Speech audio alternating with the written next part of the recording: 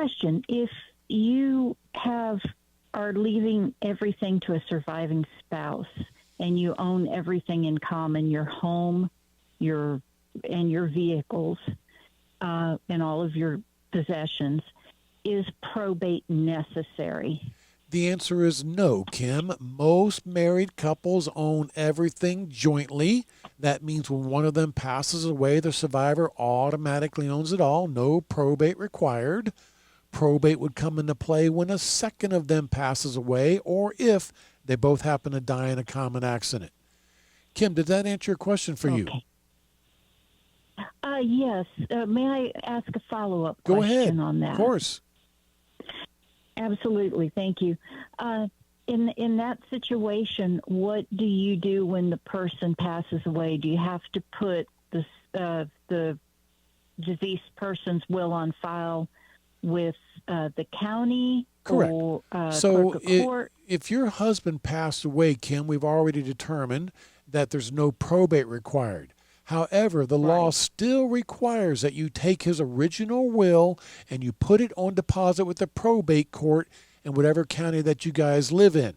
The reason for that is today we think there's no probate required, but 15 years ago, all of a sudden an asset pops up that was in your husband's name. Nobody knew about it. Now all of a sudden probate is required. Everybody will know exactly where to find the will, Kim. Okay. Well, I appreciate your help on that. Kim, and by the way, a couple other things, just we're talking about spouse passing away. Number one, when your spouse passes away, the surviving spouse is entitled to an additional widow's exemption for real estate tax savings purposes. So if your spouse has passed away, you contact your property appraiser in whatever county you live in, provide them with a copy of your spouse's death certificate. They'll give you an additional $500 real estate tax exemption. And also, if you're a surviving spouse, Social Security will give you a $200 burial benefit for whatever it's worth, Kim. But thank you for bringing that to our attention.